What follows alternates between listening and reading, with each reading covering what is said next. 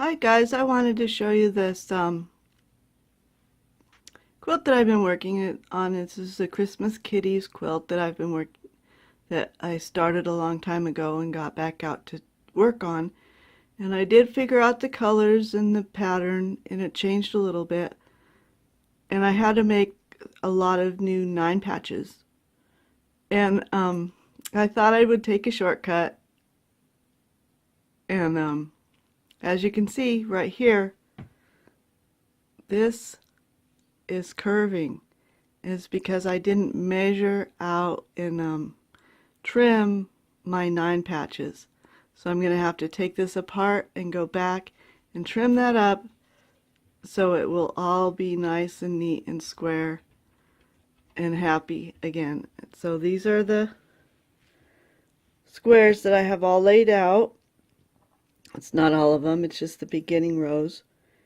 And in order to prevent some of this curving, when you put a strip, you go this way, you sew that way, and then on the next one you sew the opposite way. So if I sew coming down this row, then I would go up this next row. And I didn't do that either. I just laid them out side by side. And I'm also trying to do them in squares. So this is my plan, and I learned that I need to go ahead and make a chart for every quilt that I make and plan it all out so that I can lay these out and not have to use everything on my design wall. I get so confused when I'm going figuring everything out. So I need to write it all down, get it all planned out on the chart, and then work on it. So on this, I'm going to try and work in squares like this and have that all like that, and then join these squares together to try and prevent some of that curvature that happens when you do long strips and you try and piece them together that way. So I'll see what happens with that. I'm going to go ahead and pull this apart, and then I'm going to trim all of my new squares that I made and make sure that everything's squared up and nice and neat so that it will go together a little bit easier and I won't get so much curvature, so much bubbles, wrinkles. Alright, so that's what I'm working on today. Okay guys, I got this all taken apart, all my pieces ironed again and all ready to go. I did want to point out that the more you have to redo things, the more your edges get frayed, and that can cause problems too with sizing. So that, and it's really important to keep that 1/4 inch seam as you're sewing along, because if you don't, then things get out of whack. And this, I wanted to say, this is not a tutorial. This is just my experience, what I'm going through, what I'm up to after unthreading all this, undoing it. My neck hurts really bad. I've only been working on this for maybe an hour today, and I'm about the end of I'm getting close to my exhaustion level. So I've used up my energy for stuff like this, and that's part of fibromyalgia. It's, you know, what we go through. We just have to pace ourselves and see how things go. So on my ruler, you can see I have it marked out with my pink, so I know exactly how big this square should be. And this is going to throw me off.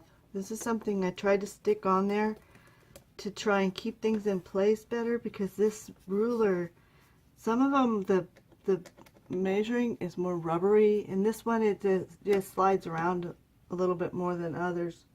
So I tried to stick that on there, and now it's making it harder to cut. So I'm going to line up the center with the center of my block, and I should have marked my triangle so I know exactly where my center of my block is. So if I go through with the you know, a simple little straight edge from corner to corner, and then put a dot where I think the center should be, then it's going to be a lot easier for me to make sure that everything's square and in line, and everything's going to line up really good here. So that's my center there. Then I want to put that right in the center of this block and make sure everything's lining up. So I'm looking at here to make sure that that's there and that's even. I'm making sure these lines are lining up and everything's nice and square, because I don't want to cut this crooked again. This is not working. So I'm going to line that all up. It's not right. That's not the center. And I'm going to have to remeasure my square because this one is not lining up at all. And I'm not sure what happened there. Whether it got out of square because yeah, this one's lining up better, but that's still not the center. I must have measured this corner wrong. So I line up, make sure everything's nice and neat and square, and then I can go ahead and trim first one side and then turn it and do the next side. And you really want to take your time with this, because this is the most important part. If you get these all square, then your quilt is more likely to line up nice and square, and everything's going to be straight, and it's going to the corners are going to line up. You're not going to have any problems. But this is a really important step to get that all squared up and nice and neat. And so I wanted to talk about this is all scraps from a project that I did a long time ago. I think I've talked about that in the last one.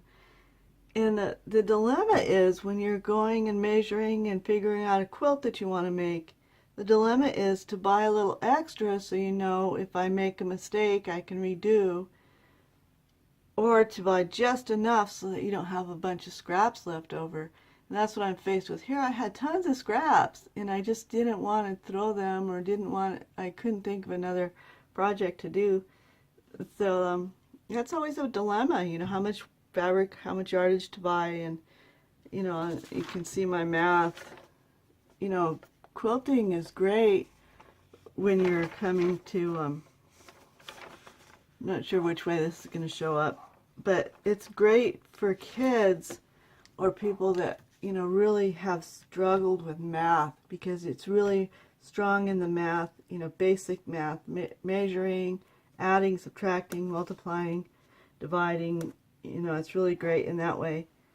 And it helps my brain get back to functioning and thinking about numbers again, because I kind of tended to put that off because I'm more the artistic bent. You know, the numbers don't make a lot of sense to me. So it's a great thing about quilting, is that, you know, if you have a young kid, or, you know, someone that's just really struggling with math, if you get them involved with quilting, they can see that math has its merits, and understanding numbers and being able to calculate things is really helpful. And not just in quilting, but, you know, in just figuring out life strategies, you know, figuring out finances and all that. And that's really a struggle for me. So you know, that's one part of quilting that I don't really appreciate very much, but the end result I really appreciate. So yeah, I'll quit rambling. So thanks for watching. Have a good day. I hope you're all well and up to something fun. Toodles.